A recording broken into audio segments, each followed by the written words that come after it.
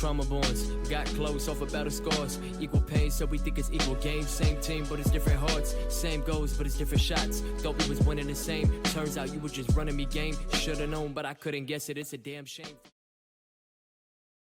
What's up, everybody, and welcome back to another episode of Hoop MCs, brought to you by myself, Naseem, and my co-host, Hasan. Hasan, how are you this week? I'm good, man. How are you? Doing good. It's been a pretty fun couple of days, huh? Yeah, dude. All I gotta say is LeBron is a salty bitch because the play-in was amazing. Yeah. Yeah. Did you before we even jump into it, like I heard this morning, did you see that he potentially broke a code? Yeah. I wanted to talk about that because he broke the health safety protocols. But so I saw that and then I fell back asleep, woke back again, and then Woj tweeted out that he's not going to be penalized for that. Yeah, that's literally how it went for me. I woke up, saw the notification, went back to sleep. Yeah. What the hell's that about? I don't know, because LeBron was really secretive earlier in the season about him getting the vaccine. And so, like, the league had some rule about, like, where they can lighten up on protocols if most of the team is vaccinated. And I don't know if he was vaccinated already, so I think he may. And, like, the event that he went to, I don't know if they had, like, enforced some sort of rule. Because I read something about, like, you needed to register a negative test or have your vaccine in order to be admitted. Because he invited celebrities like Drake and Michael B. Jordan.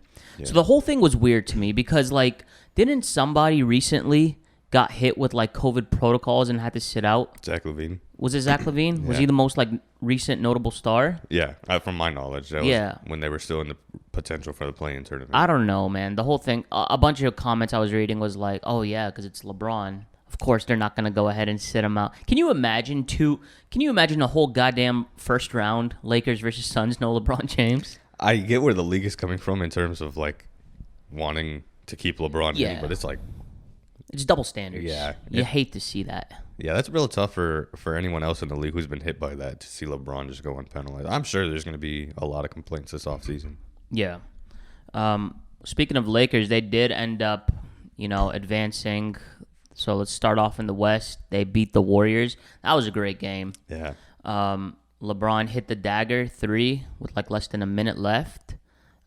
Both him and AD, I remember I was just checking the box score, and they were both playing like shit. Yeah, so I started watching in the second half, and AD is like, he's at the free throw line, and it says he's shooting 3 for 16 or something. Yeah. I was like, what the hell is this guy doing? But he turned it up in the fourth quarter. Same with LeBron. I think LeBron was kind of over-exaggerating about the 3 rims thing, but that's what he does. So AD was like 3 for 16, but then I think he went like freaking 7 of 7 later, like right after. And then as far as LeBron, I don't know. Do you feel like he's been just throwing out a bunch of excuses? Because I read something along the lines of like, I'm not 100%, and like with my whole leg, and like, I don't know, with the whole eye thing. Yeah, it's like every game there's a new excuse. It did look inflated. Is that swollen? Not inflated. It looks swollen. So I kind of gave him the benefit of the doubt because he did look fucked up after. Yeah. But I feel like this dude is putting in OT to come up with excuses nowadays. He's ready for it, dude. Like, what you're saying is completely right. I feel like every game I'm hearing something new about LeBron, whether it's the COVID protocol for some reason or an injury, quote unquote. So I don't know, dude. So they got the 7th seed. They're matched up with the Suns. And then on the 8th seed, yesterday's play-in game. We're recording this on Saturday, by the way. So just yesterday, Friday, when they played the Grizzlies, man, that was such a good game. Yeah. Such a good game. I feel so bad for Ja Morant, dude. That's 2 years in a row where he's been sent home in the play-in. Like, why would you... What do you mean you would... if they did lose? I'm stupid. Yeah, I'm an idiot. I was about to say, because no, Ja Morant... Yeah, you're right. No, it's all good. But no, if the Grizzlies did miss out, I had that same thought in my head, like, while they were playing in overtime. I was like, dude, like, this guy was in 2 games literally decided at the very end. Yeah. And he's not going to make it. I don't know why I said I felt bad for him now that I'm thinking about it. I literally watched him hit the dagger. I don't know what the hell I was thinking. It's all good, man. It's early, Saturday, so we'll attribute that to that. But that was, sorry to interrupt. That was a great game, and, I mean, I don't want to say it, but Steph Curry may need help. I mean, obviously the dude needs help. There's that narrative that like, oh yeah, he did all this by himself, and like, you know, the guy's like without Curry, the Warriors are probably again one of the worst teams, if not the worst team in the league. Yes, that's true. But man, did it feel good. Boy, did it feel good to see him. Now, I'm not saying it felt good. I wasn't rooting for him actually to lose. I would have been happy if the Warriors made the playoffs actually, because I think Curry is entertaining to watch. Yeah. But it's just you just see a bunch of those Warriors fans complaining, or not complaining, but essentially dragging Harden down all those years about like, oh yeah, if Curry had his own team like that, if he had his responsibility, he would easily be doing the same thing or more. That's clearly not the case. Harden and Curry just play completely different roles in their team, and Harden has a more significant impact on his team. Mm-hmm. Curry, we can maybe say he's a better player, but Harden will always be a more valuable and a more impactful player for his team. Yeah. With that being said, I don't know where this talk of when Klay comes back, this team is a Western Conference Finals team. No, they're not. You don't think actually that they can make the Western Conference Finals? I love Klay and I love Curry. Like, I know it's hard for you to believe that, but I actually do enjoy watching them. There's no way Klay is elevating that garbage team to a Western Conference Finals. Klay and Curry are still the only ones who like are a problem. Everyone else is either inconsistent or just bad. So, okay, you're saying Western Conference Finals. So you're saying they're not a top 2 team? No, I don't. At healthy, like them and Lakers, you don't. No. Really? I would still give a couple other teams ahead of them. Like the Suns and Jazz, you feel like they could still take them down? If Klay was healthy this year, I would probably give the Warriors at most a 5 seed. And I feel like that's stretching it. A 5 seed? Yeah. Well, who was the 5 seed this year? Portland? Yeah. But their record wasn't far from Portland. I just feel like the talent between the top 4 seeds and the Warriors are just significant differences. If Jamal Murray is also healthy, mind you. Dude, I don't know, man, because like I was having this conversation with your brother, Wasim, and he was like, dude, if Klay was there, they would go to the finals. And so like I basically said that like I don't think Curry would be playing the way he is if Klay was there, which is fair. Yeah. But also like Klay makes a huge impact because all those teams that are zoned in on Curry, they're going to have to worry about Klay, and Klay can do literally the exact same thing. I understand. But what made the Warriors so good these years, even before KD, was the depth.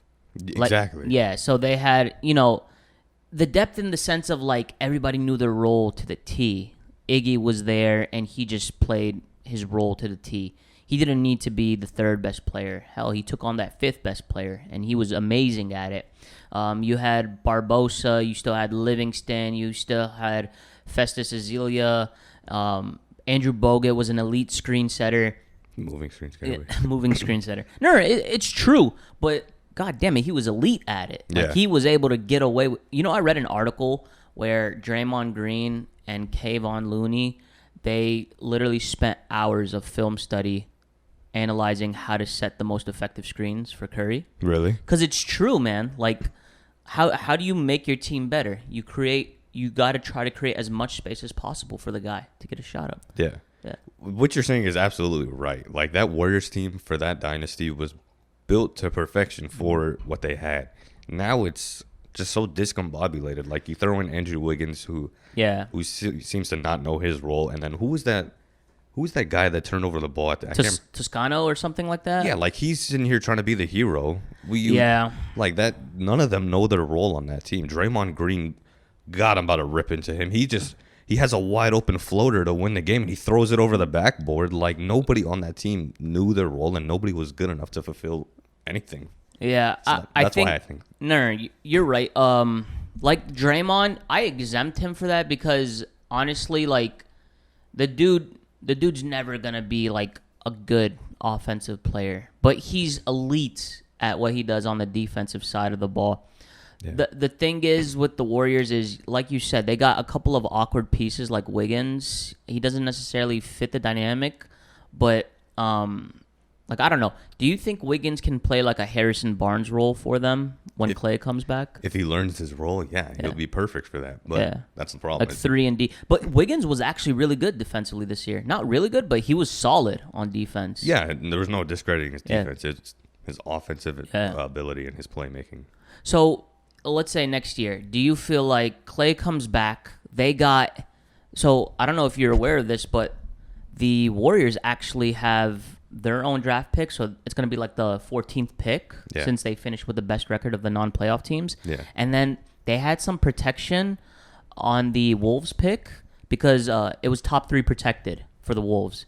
So if it doesn't land in the top 3, it goes to the Warriors. So if they get number 4, Yeah, it goes to them. that would be interesting. So they're going to have 2 lottery picks this year. And then they got Wiseman. Do you keep those young assets or do you try to flip them for a top talent? I don't know. I might flip him because I don't think. I mean, you have Curry and Clay who. Well, you have to flip him because Curry's going to be in his last year of his contract. You never know if he's going to go. Yeah, exactly. You want to entice him to stay, but you also like go for another ring at that. Because if you any other all-star or superstar put in the Warriors system, you're winning a ring probably because you're going to be with Curry and Clay. That's why I'm saying like Curry and Clay right now wouldn't have done anything because they need help. No offense, but like they needed another piece, and if you get them an all-star or superstar, then that's a championship team for sure. But I don't know who they could get.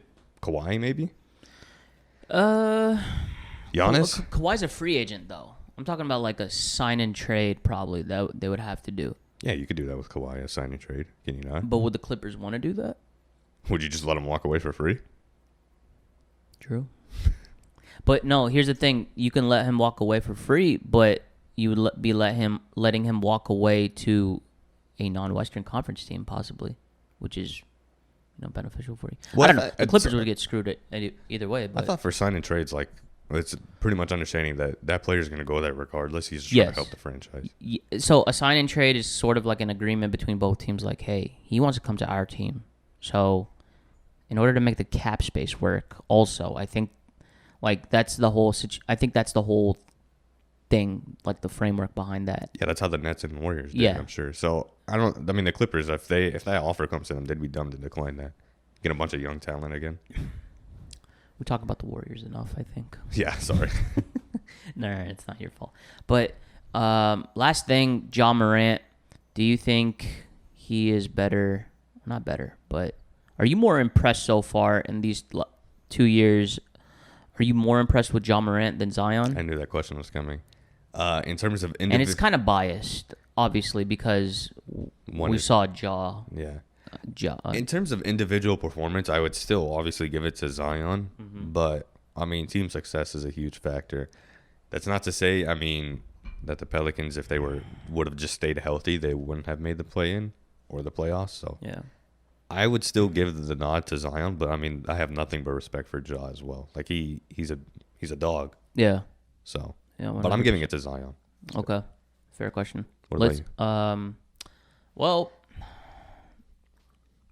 I think Zion's ceiling is higher, but so far I think Ja Morant has been the more like he let me put it this way, he's definitely surpassed his expectations more than Zion. I think Zion was expected to do what he's doing. That's fair. Yeah. That makes sense. Yeah. So this was a very civil discussion. Yeah, we should do this more often. Yeah, we should. Switching gears to the East, I just want to quickly run through this, but you got the Celtics now locked in the 7th seed, and the Washington Wizards. The East was very boring, the play-in. There were just blowouts. Just blowouts, yeah. Jason Tatum, he had 50, right? Yeah. That guy's a beast. Yeah. I mean, but he blew, like, it's hard to talk about this and so in depth because it was just blowouts. But yeah, Jason Tatum, he played great. Westbrook in the second game played great. Yeah. And obviously, like, the thing with the play-in tournament, they locked in the 7th and 8th seed. You know what I'm saying? Like, technically, the teams that finished with the best record made it. Obviously, that wasn't the case. I don't know what the record discrepancy is between the Grizzlies and the Warriors, but I'd imagine it's not that far off. I think it's, like, within a game. So, yeah, I think the play-in did a pretty good job this year. Like, it didn't hoe out a 7th or 8th seed necessarily. Yeah. So, yeah, LeBron. Yeah. So, yeah, dude, if you're one of our 10 viewers watching this, suck an egg. Yeah, dude. But basically, you would like to see. I'd imagine you'd like to see the play and stay, right? Yeah, I was a fan of it even before Yeah. it Me was too. announced. So I don't know. It's a good idea. It gives the 9th and 10th seeds more incentive to actually do something because those teams are usually just in limbo. Yeah. But now they have a reason to keep playing. Yeah. Okay. So with that being said, let's give our first round predictions. So the playoffs, the official playoffs, are starting today. So we'll be doing this literally without seeing any sort of games. We'll start off in the West. Let's go 1-8 matchup. Tell me how many games, who do you got, what you're excited to see, who's the X factor, all that. Just give me kind of your analysis. So it's Jazz versus Memphis? Jazz versus Memphis. Damn. Yeah. I don't believe in the Jazz. I think the Grizzlies can take one. It'll be 4-1. Okay. I think the X factor is actually going to be Joe Shingles. Joe Shingles. Or Jordan Clarkson. One of them two. By the way, I don't want to get too far off topic, but I feel like Joe Ingles definitely deserves 6th man of the year. Over Jordan Clarkson, yeah. What? Look at the stats. Really? What's the comparison? So basically, Jordan Clarkson, he's like, if you look at his field goal percentage, it's one of the lowest. Like, it's a bad year shooting for him. Oh, wow. He's just taking a lot of shots. And then if you look at Joe Ingles, this dude is efficient as hell. Really? Yeah. He's averaging like 13 points versus Clarkson's 18. But if you look at the net rating, like Joe Ingles is like a plus 18, where Wow. Jordan Clarkson's like a plus 1. Wow. Yeah. I did not know all of that. Anyways, continue. Oh, wow. Joe Shingles, I like that. X Factor. Yeah. Yeah. I think John Morant will have one game where he will probably drop 40 something and take a game. But I like that. I also, for some reason, see him dunking on Rudy Gobert. I just want to see it once. Yeah. But I think it's a 4-1, pretty easy work for the Jazz. 4-1 easy work. Okay, cool. A lot of people are high on the Jazz, like, in terms of from the basketball space, like the people who are like the analysts and shit, because they were talking about like, oh yeah, the Lakers right now, they're not ready for the Utah Jazz. They knew that they had to get the Phoenix Suns. Charles Barkley said that, by the way. I would have much rather. Yeah. But I think I'm okay with 4-1 as well. I could see it being pushed 4-2. Yeah. Just because of the fact that the Memphis Grizzlies, they don't have necessarily just the offense stuck on one guy. Yeah. Like Dylan Brooks is good. Desmond Bane knows how to play his role. Grayson Allen, he's there. He came in and lit it up in clutch, OT. 2 threes down the wire. But Go ahead. Sorry, no, I was just gonna say I could definitely see it being pushed 4-2. Probably 4-1's a good 4-1's a good prediction as well. The X factor for the Jazz, I would say probably Donovan Mitchell.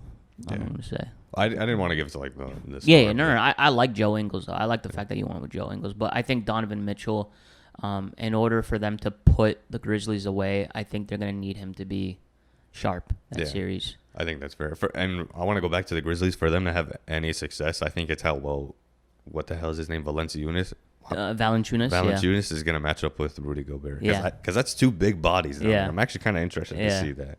Yeah, that's a good point. Okay, so let's now go down to 2-7. You got the Suns Lakers, probably the most interesting series. Yeah, it's also going to be the hardest one to predict. Like you want to just pick the Lakers, but I mean the Suns have been great. How about this? You went first last time. Let me go first. Yeah. Here. So I think this is the basis of what I'm gonna say. So do you remember in 2015 first round it was the Clippers versus Spurs? It was like the Clippers were the 3 seed. Yeah. The Spurs were the 6 seed. Yeah. Spurs were coming off a title run. But I think injuries was the reason why they were seeded so low. And that was such a good series. It went back and forth. One game here, one game there, one game here, one game there. Yeah. I think that's exactly what we're going to see. And with that being said, I think the Suns pull it out in 7. And you give your answer. Yes. I think the Suns are going to pull it out in 7. That home court advantage obviously is going to be huge for them. I think the X factor for the Suns is probably going to be Chris Paul. I think obviously the Lakers are a top tier defensive team, but I think it's going to be up to like Chris Paul, since he's the one with the only playoff experience, to kind of keep the Suns in check, to keep them like on a mission to obviously upset the Lakers. But yeah, that's kind of where I'm going with that. Can I just say I have chills right now thinking about LeBron versus Chris Paul Game 7, dude?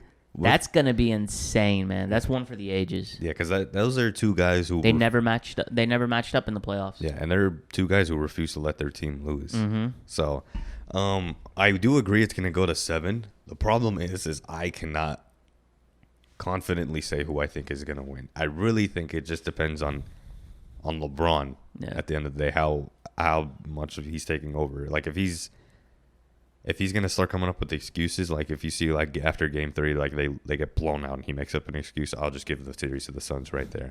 But can I also just add though, like I think this should have been the Western Conference Finals. Truthfully, it sucks. We're getting robbed of that. From a talent not from a talent standpoint, from both a talent and team standpoint. Like, obviously, you want to see LeBron at the highest level. So that's the reason why you'd want him in the Western Conference Finals.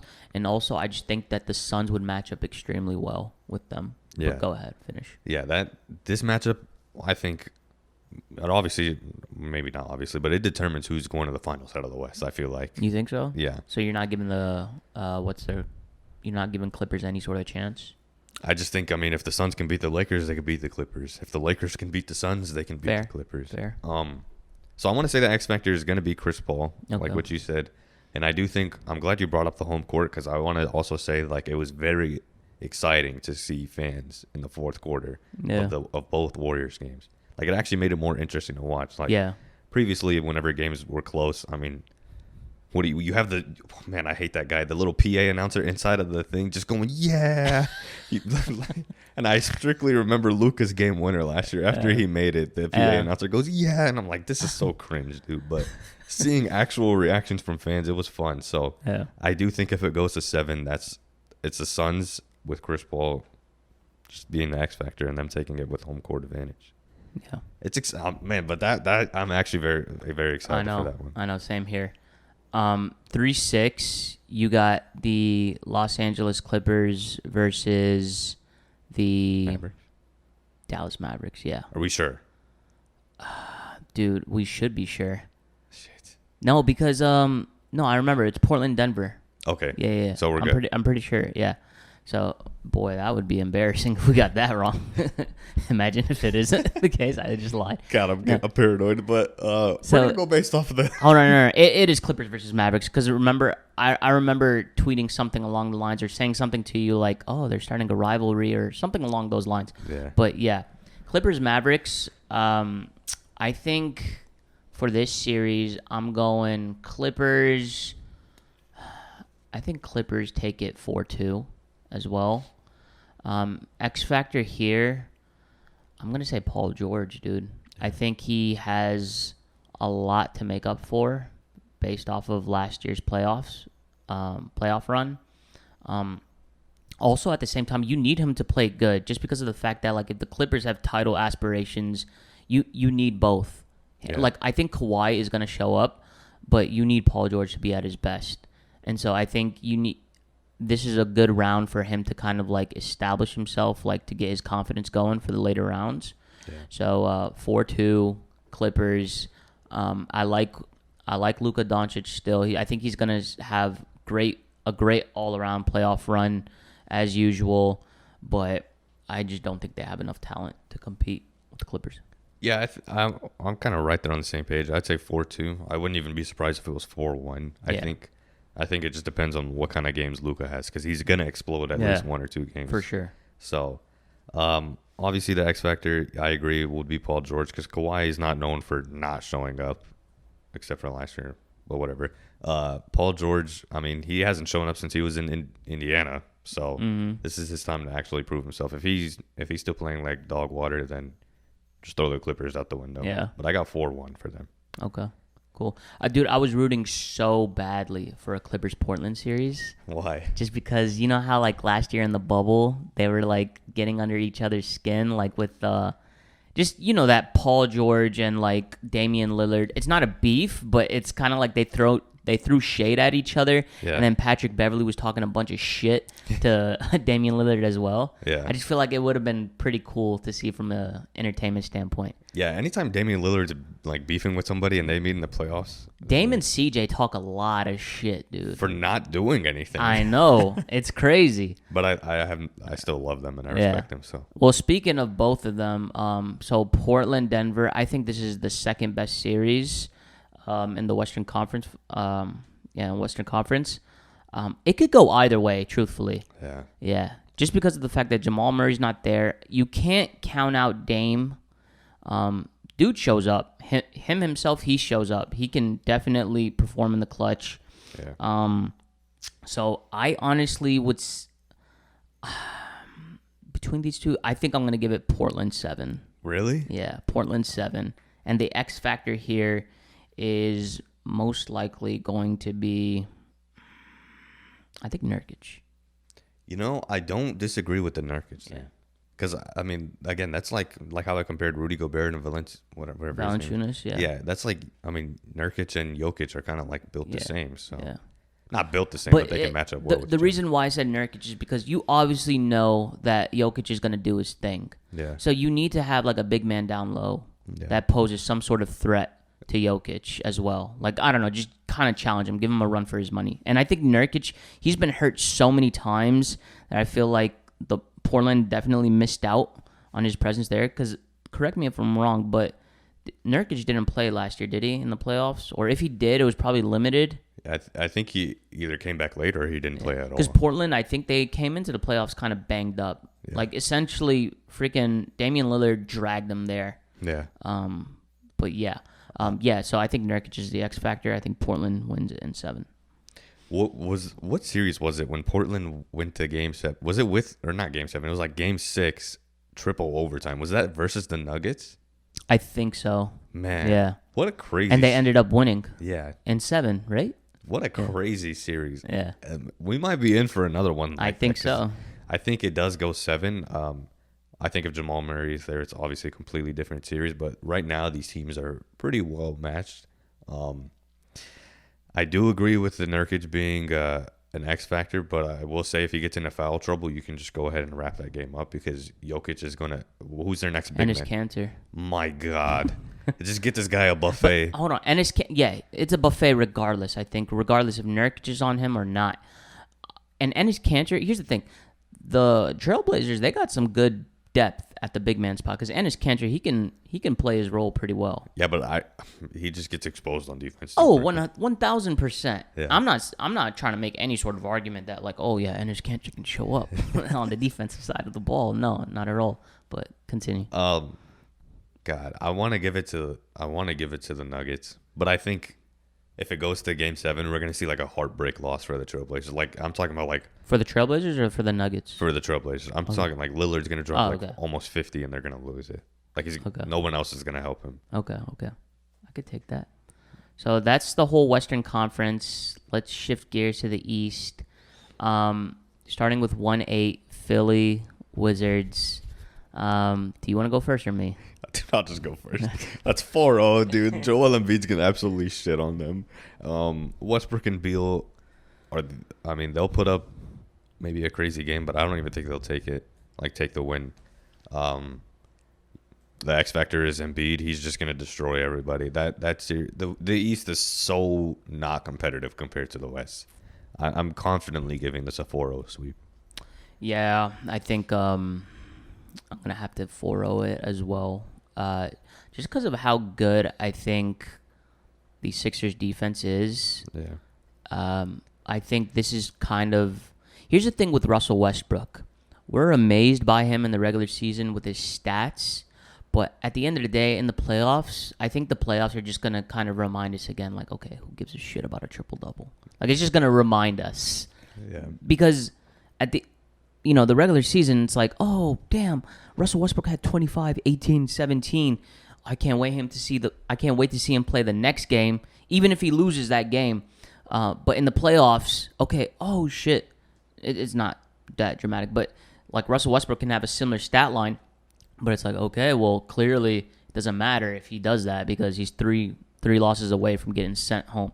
Yeah. So I don't see like the Wizards. They just don't have enough to compete with the Sixers. And just like you said, like Embiid, he had a legitimate case of being the MVP. They're faced up against the MVP.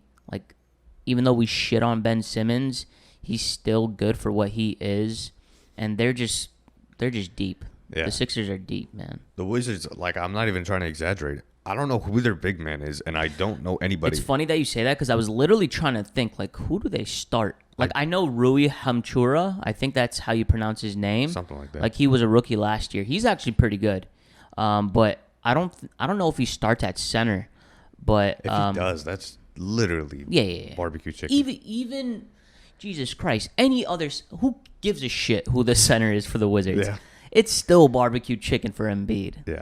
They're. I'm not even exaggerating. They will have to triple team him to stop him because there's 1,000%. They don't have a big enough body. 1,000%. And the Wizards are not good defensively, anyways. Yeah. So regardless, even if you triple team him, I think the Sixers are gonna easily get out of the first round without a scratch. Yeah. It's just a matter of like, hey, let's just stay healthy, and yeah. I agree. 2-7 Nets, Boston. This is not going to be an exciting series, but it's exciting to see finally the trio actually get some games under the belt together. Yeah. Obviously, they did towards the end, like 1 or 2, but I think this is a 4-0 as well. Yeah. I think it'll be a less impressive 4-0 than the Sixers Wizards, but that's just because of obviously the questions for the Nets defense, but I think there's just no way in hell. Like, they don't have Jaylen Brown. They're not going to be able to keep this competitive. Jason Tatum can still have himself a hell of a series, but what the hell are you going to do? I'm literally cracking up just thinking about what the hell are the Celtics going to do here? Like, yeah, the Celtics are known for being a good defensive team, but, like, throw that shit out the window, buddy. Oh, man, dude. Yeah, you got KD, you got KD. Oh, yo, who has Harden? Shit, who has Kyrie? Wait, Blake Griffin's open in the corner? Marcus Smart, man. God, I feel bad for that guy. He's going to be the Patrick crawling meme by the end of the series.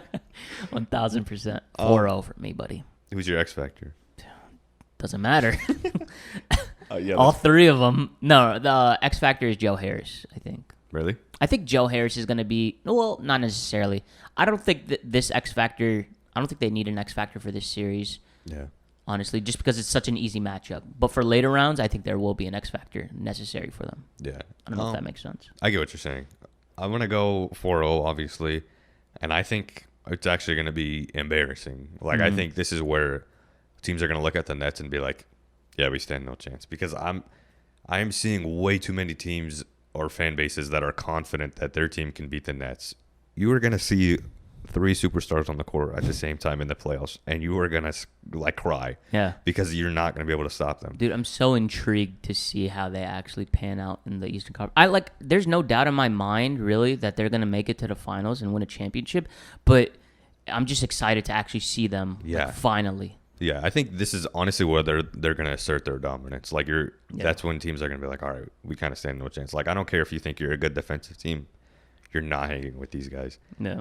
I like this isn't even a bold prediction. I really think they lose no more than 4 games in the Eastern Conference as a whole. Like, throughout all 3 series in the Eastern Conference, they lose no more than 4 games total. That's just I know that this just depends on the matchup, but I think the Nets are just going to be way too dominant. I think, like, even in, like, defensive wise, all those guys that we question their defense, we know they can lock in. It's just a matter of when they do it. Mm-hmm. Like, we've seen KD lock in. We've definitely seen Harden lock in on defense. Yeah. Kyrie, I don't think anyone's ever questioned his defense too much. So I think that team is going to just make easy work of everybody. Not to just, stroke their ego or anything, but I mean, we're witnessing one of the greatest teams assembled if they can just stay healthy. Yeah. Yeah. As far as like not losing more than 4 games, I think it's definitely possible. Like, essentially go to 6 semifinals, go to 6 conference finals. I think it can be done, but I think that's the absolute best, like, case scenario for the Nets. Because I could definitely see somebody pushing the Nets to 7. Truthfully, like, I can see that happening. I'm not saying it's likely, but I can definitely see it happening. It's just a matter of like I'm not gonna bet against the Nets. Yeah. But we'll have to see based off the other matchups, because the next one that we're gonna talk about is that the Bucks Heat. Yeah, Bucks Heat. This That- is interesting. That one might be the only interesting one in the East, just because the Heat are that low. I mean, due to a numerous amount of reasons, but health has been a big factor. But also, the Heat were severe underdogs last year, and they went on. I'm not expecting another miracle run, but Yeah. I think they could give the Bucks a run for their money. I think Bucks take it 4-2. I think that's fair. I wouldn't be surprised if it goes to 7, but I would say 4-2 Bucks with, like, I mean, probably just Giannis being the X factor. Yeah. Yeah. The Bucks are just too long. They're too big and long. Yeah, and like obviously last year, like it's like what you said. I think that like that was truthfully like in a vacuum. You placed the Heat among all the other teams in the East, and the Heat just came out because I think in a vacuum they just showed that like they were probably the best team out there where they didn't need like an advantage from fans. I don't know if that makes sense necessarily. It didn't mean that the Heat were the best team in the Eastern Conference. Yeah. But the Heat just had a funky season, man. They had injuries after injuries, guys in and out. Jimmy Butler being in and out. Tyler Hero went through some injuries. Yeah, dude, like I think I would just give it Bucks 4-2. I can't see the Bucks being upset in the first round. I think if it goes to 7, I actually have the Heat winning it. Really? Jimmy Butler is. In Game 7, don't count Jimmy out. I feel like after LeBron and Chris Paul, Jimmy Butler might be like the best competitor and the last guy you kind of want to face, like in a 7-game grinded out series, like that is going to grind out. What about Kawhi? It's just tough to say because we saw it last year where he was in a 7-game grinded out and he choked it. Well, those circumstances were kind of different just because of the fact that like they lost 2 in a row. I feel like it was kind of evident what was going to happen. Yeah. Just because like the team morale was fucked, dude. Yeah, Doc Rivers just went into the freaking locker room and he's just like, y'all know what to do. Yeah. that was it. I looked at him like, what are we supposed to do? Like, dude, like we're down bad. Yeah. But maybe Kawhi and Jimmy could be like tied, but I don't think I would give Kawhi necessarily the edge over Jimmy. No, I'm fine with you saying Jimmy. But it's interesting. I think Bucks will take it 4-2, my opinion. That's fair. Last series, and it's funny that you said that 3-6 was going to be interesting because I think maybe the Knicks and Hawks might be the most interesting. It will, but it's also the most random matchup. Yeah. I could see it being the most interesting and the most boring matchup. Yeah, because it's like they're it's great to see young talent there, but we know what's going to happen next round anyways. True. But not to discredit them at all. They both have spectacular seasons. They both had great seasons now that I think about it. Yeah. But with that being said, dude, I think it could go either way, truthfully. I think it's literally going to 7. I can see it going to 7. But who do you got? I think I'm going to go with the Knicks. I want to go with the Knicks, too. And I want the Knicks just because I want to see New York, Philly. Oh, like that little Northeast rivalry. That would be pretty cool. That'd be kind of funny, actually. Yeah. I want to go with the Knicks. I think I'm very interested to see Trae Young from how he performs in the playoffs. That's going to be interesting because I mean, there's still questions about him in general, but the Knicks are a better overall team and more deep and more complete. So I would give it to the Knicks, but I definitely see it going 7. Yeah, I can see Trae Young shitting the bed. I can too, and that's the problem. Like, it's either going to be 4-0 Knicks or 4-3 Knicks. Like, it's either I get what you're saying. I get what you're saying. Like, it could be like, yo, like, what the flip, dude? Yeah. How did the Hawks make it that high? Yeah. I know what you're talking about. This has I could definitely see that potential being there. I may regret saying that it's going to 7, actually, now that I think about it. But because this is exactly what happened with the Pacers and Heat. Yeah. like this has those elements in it. But The freaking wait, you talking about the Pacers Heat last year or yeah, Pacers Heat last year because they 4-0'd them. Yeah. They 4-0'd the Pacers. Everybody was thinking like, oh yeah, that's a 7-game series. That's for sure going to be a 7-game series. That just speaks to Jimmy Butler, dude. Yeah. That's why I'm very interested on that Bucks matchup. Not to steer away, but like Jimmy Butler, man, it's just he's a dog. Yeah.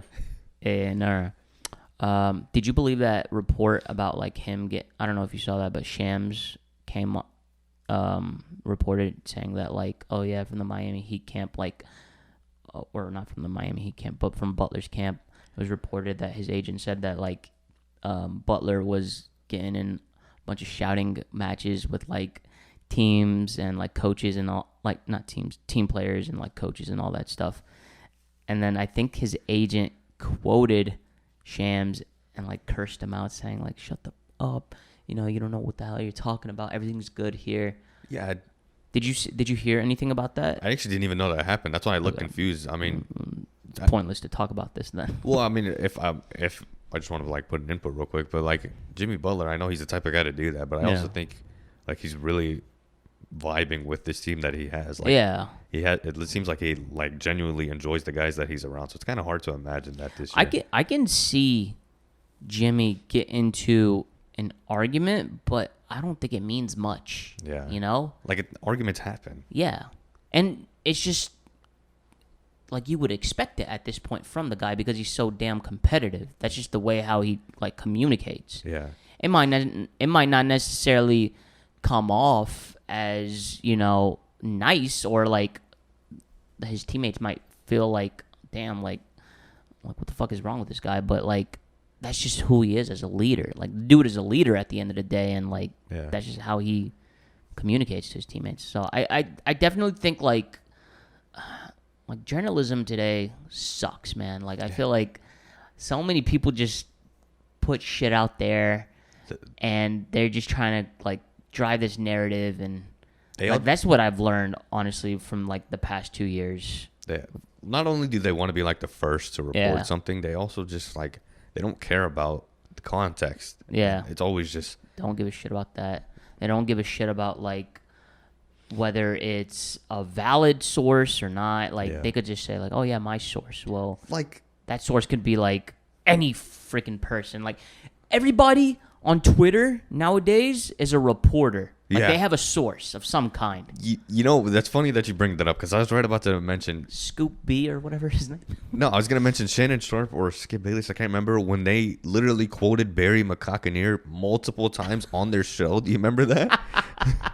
That's true. How the hell are you supposed to be a journalist or reporter, analyst, whatever you want to call yourself, and fall for that multiple times? Yeah, like validate your shit. Click on the profile and you would see that this guy's a living troll. He has an American Eagle as his profile picture.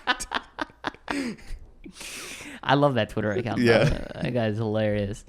Yeah, I can't remember what happened recent. Oh, it was the Aaron Rodgers, not to steer off, but the Aaron Rodgers news broke on Adam Schefter's Twitter account, like saying that Aaron Rodgers is demanding a trade. And the first comment I saw was Barry McCockinier, like he replied saying, "I had to check if this was myself for a second because he couldn't believe it." Oh man, it's hilarious. But yeah, those were our first round predictions. We'll probably do this every round. Obviously, we got lucky, or the first round is probably the only time that you can do this without any games being played, because like when a series gets pushed to 7 games, you'll usually have game 1 of the next round start. You know what I'm saying? Yeah. So it'll be kind of tough to record without seeing some sort of bias after seeing game 1. You know what I'm saying? Yeah. But yeah, we'll just go from there. We're looking to put this out here pretty soon for you guys. Anything else you want to talk about before we wrap it up? One last thing I actually do want to touch. Jimmy Butler did also say that this is the most locked in he's ever been. Are you really? I didn't see that. Yeah. Are you buying or selling that? So what am I buying and selling? Like, are you buying that he's actually like he's talking the talk, or is he actually gonna like come out and like ball out of his mind? How do you think he's gonna perform at the end of the day? I think Jimmy's gonna do his thing. I just think the Bucks are just a better team overall. So like, I can definitely buy it, but just because of the fact that like I think he has more to prove because of how like he's been in and out of the lineup. You know what I'm saying? So there's probably more responsibility for him to shoulder. Yeah. But I don't think that's gonna matter. Like I don't think Jimmy's gonna be able to will them over the Bucks. If he does, man, you can't say anything about him at the end of the day. Yeah. No, like, and if he does, honestly, you got to start having a serious conversation about Giannis and his place as a top 10 talent. That's what I was gonna suggest also. Like, not a top 10 talent, but a top 5 talent for sure. Like you got to bounce that dude out of here, man. Yeah. Because like you got LeBron out of the East, you had 2 chances already, fumbled the bag twice. 3 times. 3? Is it 3? LeBron's been in LA. This is his 3rd season in LA. His 3rd season, so 2 seasons. Oh, well, obviously, including this year would be his 3rd season. Yeah. But, yeah. I don't know, man. I guess we'll find out. I would have a field day if the Heat take that series.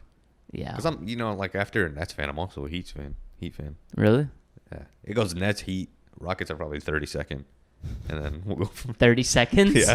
Like 32nd from the Oh, top. 30 seconds? Yeah. Oh, man. I can't wait, honestly, until the lottery. Like, when is that? June 20 like June 20 something? Man, we're either going to be the happiest people or cry. Because the lottery, it happens after the finals. Correct me if I'm wrong, right? Or I don't know if it's... Nah, the finals is like in July, I believe. For real? It should be in June, no? Well, I mean, we're starting the playoffs like at the end of May. That's true. So playoffs start today. What is it, the 21st? Look at the bottom right. Yeah, it's 21st. 21st? 22nd, sorry, 22nd. Oh, it's 22nd? Yeah.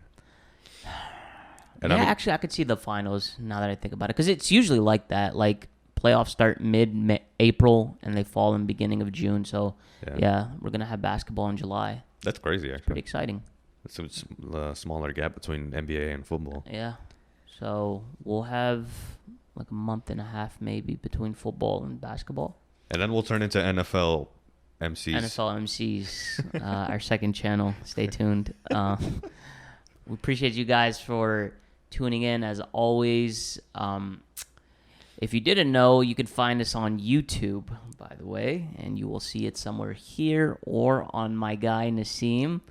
So check that out for our video podcast version. We're also found on Spotify and Apple Podcast, where for all you audio listeners, make sure you tune into there. Also, make sure to follow us on social media. We're pretty active on both Twitter and Instagram.